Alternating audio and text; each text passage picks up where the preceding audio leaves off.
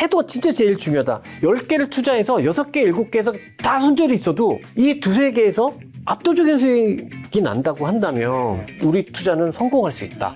시장을 이기는 포트폴리오는 너무 쉬워요. 만들기. 뭐냐면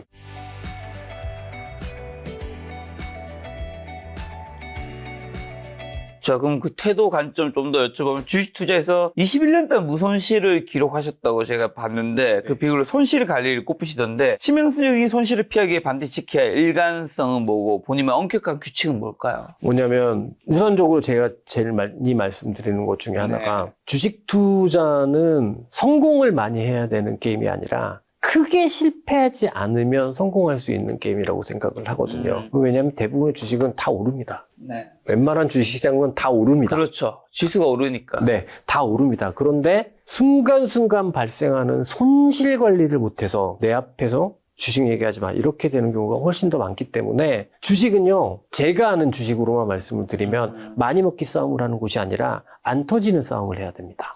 그런데 그러려면은 가장 중요한 거는 뭐냐면 내 투자 방식을 처음부터 끝까지 일관되게 적용할 수 있어야 되고 그걸 계속해서 지켜낼 수 있어야 돼요. 근데 많은 분들이 이렇게 투자하시죠. 살 때는 차트 보고 사신 다음에 물리면 그다음부터 갑자기 같이 투자하시잖아요.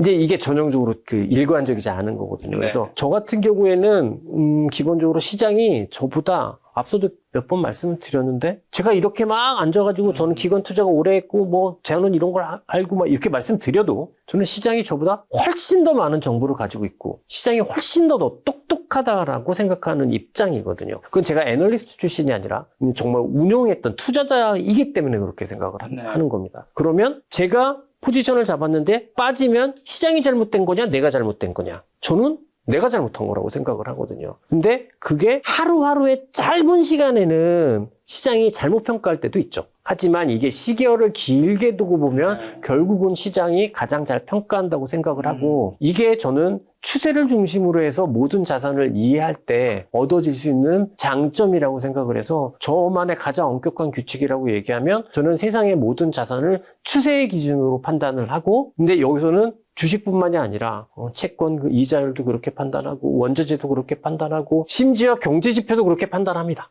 추세를 가지고 판단을 합니다. 추세 얘기해 주셔서 추세가 확인된 후 사고 추세가 꺾이면 판단 원칙을 가지고 계신다고 들었는데 그럼 단순 조정과 뭐 추세 전환을 구분하는 시그널은 뭘까요? 제가 이제 추세를 중심으로 이렇게 사고한다라고 말씀을 드리니까 이제 또 기술적 테크니컬 분석이다, 테크니컬 투자 방법이다라고 생각도 많이 하시는데요. 사실 그건 아니고 저에게 있는 테크니컬 투자는 기준은 4개밖에 없습니다. 그냥 변곡점을 이해하는 기준. 근데 그냥 그것도 간단해요. 뭐냐면 이전보다 더 가파른 형태로 추세가 형성되기 시작하면 그러면 추세가 바뀐 거고 추세가 어떤 새로운 추세가 형성될 가능성이 높다라고 판단을 하는 겁니다. 이것 자체도 저는 100% 적용할 수 있는 룰이라고 생각하지는 않거든요. 근데 대략의 경우 이런 식으로 판단을 할 때 그럴 때 기본적으로 추세에 어긋나서 대응하지는 않았던 것 같고 근데 시장의 모든 추세의 흐름에 그대로 순응할 수 있었던 것 같고 그렇게 순응하다 보니까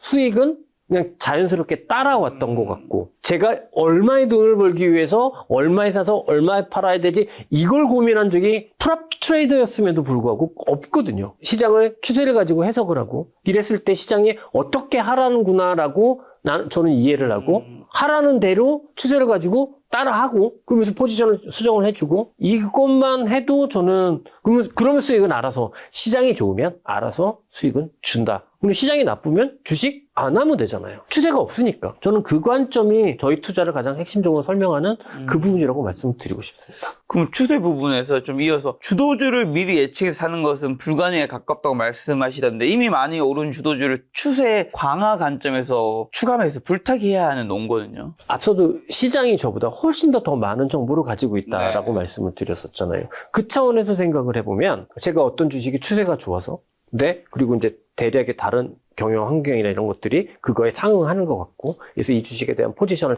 이 자산에 대한 포지션을 잡았는데 계속해서 좋은 추세로 우상향하는 추세를 보이다가 추세가 더 강해져요. 그러면 저는 어떻게 이해하냐면 아, 내 판단이 맞았구나. 나는 이게 좋을 거라고 생각을 하고 이 추세에 순응해서 갔는데 이게 추세가 더 가팔라진다라고 하면 이건 내 판단이 맞았구나. 그럼 내 판단이 맞았으면 더 사야지. 그게 불타기입니다. 오히려 불타기에 돈을 태우는 게 더 낫다는 건가요? 저는 불타기 하지 않습니다. 아, 이거 어떻게 보면 이거는 떨어진 거니까 제가 틀린 거죠. 틀린 거니까. 네, 끊어야죠. 그래서 안 믿으실지 모르겠는데요.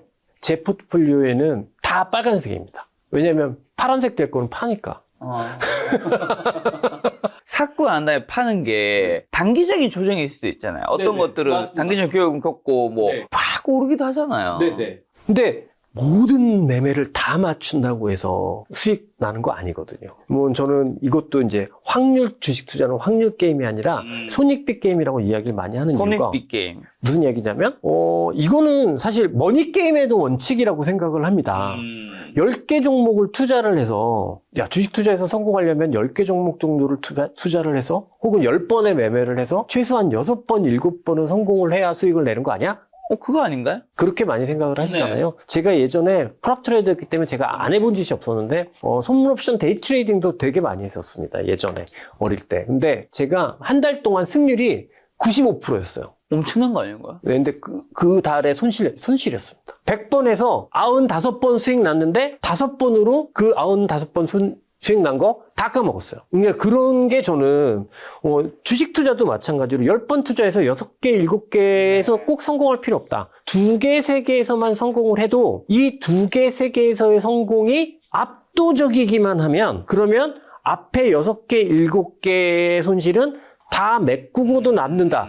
왜냐면 말이죠. 주식 투자는 최대 손실은 100%입니다. 근데 최대 이익은 무한대죠. 무한대입니다. 네. 그러기 가장 큰 매력 아닌가요? 네. 그렇기 때문에 2-3개에서 무한대의 수익을 거두면 6개, 7개에서 손실을 봐도 그렇죠. 메꿀 수 있습니다. 참 어떻게 보면 쉬운 게임인데 네. 다 돈을 저도 마찬가지로 잃어요. 그게 저는 앞서도 이제 태도 말씀드렸는데 네.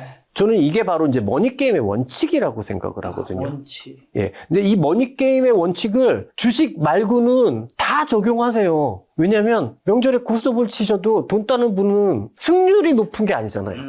돈 따는 분은 한 번 딸 때 많이 따야 돼. 예. 쓰리고를 불러서 양쪽에 박을 씌워야 돈을 딴단 말이죠. 근데 홍단 3점 스톱. 돈 못 따. 근데 고스톱을 칠 때는 그렇게 하시거든요. 근데 주식을 할 때는 그렇게 안 하시는 거죠. 그래서 저는 계속 이제 태도가 진짜 제일 중요하다. 10개를 투자해서 6개, 7개에서 다 손절이 있어도 이 2-3개에서 압도적인 수익이 난다고 한다면 그러면 그냥 우리 투자는 성공할 수 있다.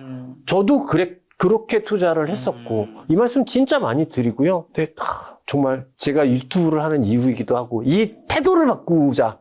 이 머니게임을 최대한 충실히 하자. 많은 개인 투자자분들이 그런 말씀 드리고 싶은 거죠. 하지만 많은 개인 투자자분은 태도보다는 종목을 막 받고 싶어 하잖아요. 네, 맞습니다. 태도는 내가 알아서 할게. 그런 뭐 도덕 이야기 같은 얘기 그만하고 네. 종목 뭐 사야 돼. 근데 이게 정말 그렇게 안 들으셨으면 좋겠어요. 왜냐면 제가 20몇 년 동안 직업 투자자였습니다. 이제 네. 뭐 개인 전업 투자자도 아니고 기관에 속해 있던 기관 투자가였고요. 근데 그랬기 때문에 말씀을 드리는 게 아니라 그러면 지금 우리 시청하시는 여러분들 중에 실패를 했으면 제가 여러분들보다 5천만 번은 더 해봤을 거예요.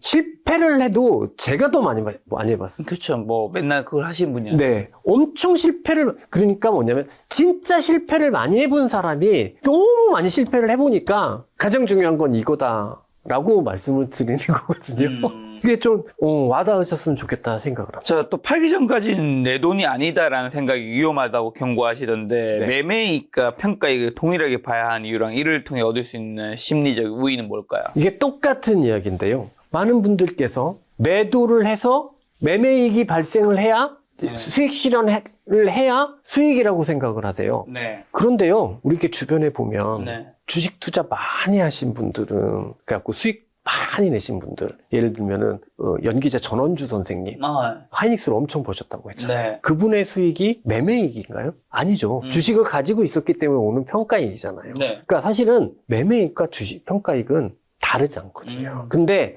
꼭 이 평가이익은 내 돈이 아니고 팔아야 내 돈이고 팔아서 이익 실현해야 내 돈이라는 생각을 하시니까 오히려 어떻게 되냐면 앞서 말씀드린 대로 오른 건 빨리 팔아야 되고 주식을 물리기 시작하면 손절매하면 그때 손실인 거라고 생각을 하시는 거죠. 저는 이미 손실에 빠지잖아요. 평가 손이잖아요. 그럼 손해예요. 팔기 전까지는 손실이 아니야가 아니라 네. 이미 손해다 그렇죠. 라고 생각을 하고 그 관점, 매매익이랑 평가익이 똑같다라는 관점을 가지시게 되면 그러면 진짜 손익비 게임을 하실 수 있게 되고 그러면 머니게임에 충실하실 수 있게 되고 그러면 저는 돈을 벌 수 있다. 무조건. 그러면 이사님은 이제 아마 이게 손익비 게임, 네. 이게 손실을 빨리 처리하는 게 되게 중요한 것 같은데 네. 다 종목마다 다르겠지만 어느 정도에서 끊어내시는데요? 제가 이제 추세를 추종한다. 추세를 다 보면서 기준으로 말씀을 드린다라고 투자 전략을 결정한다라고 말씀을 드렸잖아요. 그 차원에서 보면은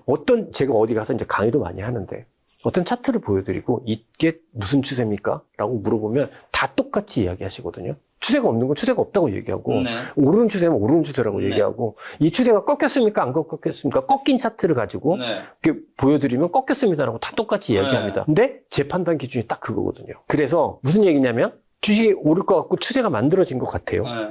근데 그 상승 추세가 사라지잖아요. 네. 그러면은 저는 포지션을 없앱니다. 그게 손절이건 손절이 아니건 상관없이. 왜냐하면 저에게 가치 있는 주식은 저평가돼 있는 주식도 아니고 성장성이 있는 주식도 아니고 오르는 주식이거든요. 그렇죠. 예, 저한테 의미 있는 주식은 오르는 주식이에요. 그렇죠. 근데 그 오른다라는 건 의미를 보면은 그건 추세적으로 오르는다는 거잖아요. 그러면 오르는 추세가 사라지면 저에게는 의미가 없는 거지 않습니까? 네. 그럼 의미가 없는 주식을 가지고 있어야 하나? 그래서 그게 얼마가 됐든 팔게 되죠. 네. 그러면 이제 사람들이 알만한 차트를 가지고 한번 시각적인 예시를 돕기 위해서 네. 한번 여쭤보면, 네. 자, 지금 이제 차트가 같이 뜰 겁니다. 그리고 당연히 이제 대형주는 이제 이 사람도 당연히 그 종목의 네. 차트 대충은 알고 계실 테니까요. 삼성전자 하이닉스. 네. 지금 추세 꺾인 건가요? 살아있는 건가요? 저기서 저는 어떤 꼬투리를 대도 꺾여 있다는 건 아직은 없죠. 보이지 않습니다. 그럼 이런 경우에는 이제 내리지 않는다는 거죠. 네, 네. 근데 이게 만약에 꺾일 모양이 나오면 근데 훨씬 싼 가격이라도 그때 팔면 된다.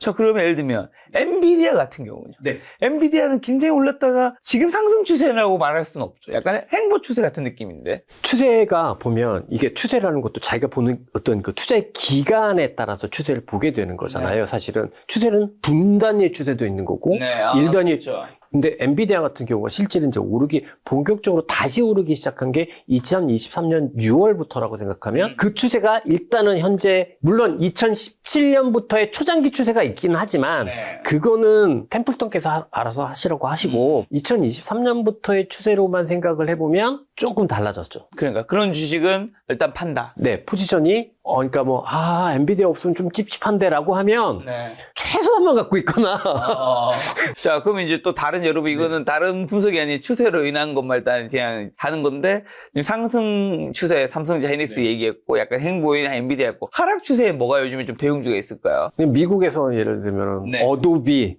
네. 그다음에 세일스포스 이런 거는 하락 추세니까 매도한다는 건가요? 매도가 아니라 절대 갖고 있으면 안 된다. 지옥 간다. 많은 분들이 이제 막 빠지니까 여기서 싸다. 예, 싸다. 근데 예, 그거는 이유가 있겠지. 차라리 그런 생각이고요. 오히려 네. 이 주식은 무조건 사야 되라는 마인드가 있다고 하더라도 최소한 현재 하락 추세는 끝나고 사야 한다.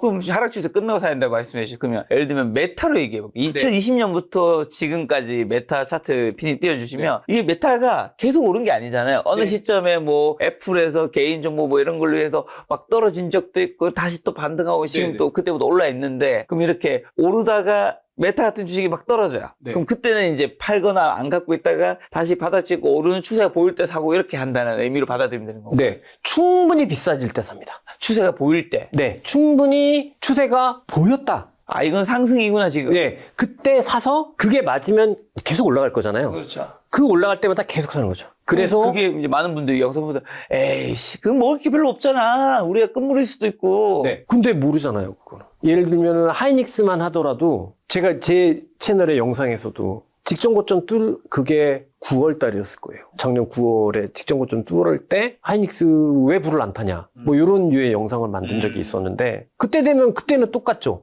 야 이게 끝이잖아. 근데 차트의 오른쪽은 모르는 거 아닙니까? 그렇죠. 늘 차트가 이제 분석할 때는 아주 확실하게 얘기할 수 있지만 네. 오른쪽은 모르죠. 차트의 오른쪽은 모르는 거잖아요. 그러니까 제가 말씀드리는 건 뭐냐면 손익빛 게임, 확률 게임이 아닌 게 내가 지금 하고 있는 의사결정에 대한 매매가 무조건 다 맞아야 된다라는 강박에서만 벗어나면 됩니다. 그래서 하이닉스를 샀어요. 근데 만약에 꺾여요. 그럼 잘못됐구나. 그럼 팔면 됩니다. 그래서 10번 해서 6번, 7번 해서 그런 실수가 나도 하이닉스 같이 하나 걸리면 삼성전자 같이 하나 걸리면 그 6개, 7개 손실 다 메꾸죠. 다 메꾸고도 남죠. 그래서 내 계좌는 플러스의 계좌지 네. 마이너스의 계좌는 아니잖아요. 근데 이제 제가 이렇게 말씀을 많이 들으니까 요새 또 장도 좋으시니까 많은 분들께서 그래도 마켓을 이기는, 시장을 이기는 그런 수익. 근데 제가 이렇게 많이 말씀드려요. 시장을 이기는 포트폴리오는 너무 쉬워요. 만들기. 뭐냐면 여러분 계좌에 85%를 코덱스 200 ETF로 사시고요. 거기에 15% 정도만 지금 세다는 주식으로 편입을 하시잖아요. 네. 그럼 시장 이겨요. 시장 수익률 이깁니다. 근데 그 포트폴리오가 시장이 꺾이면 반대로 시장을 이기면서 내려오겠죠. 그러니까 시장을 이기는 건 중요하지 않습니다. 우리 개인 투자자 입장에서 생각을 하면. 저도 프랍 트레이더가 벤치마크를 이기는 수익률을 목표로 하지 않거든요. 절대적으로 수익만 내면 됩니다. 그리고 시장이 나빠졌을 때 좀 덜 깨져주면 됩니다. 최대한 안 깨지면 그럼 자연스럽게 돈은 온다? 이렇게 말씀드린 거예요.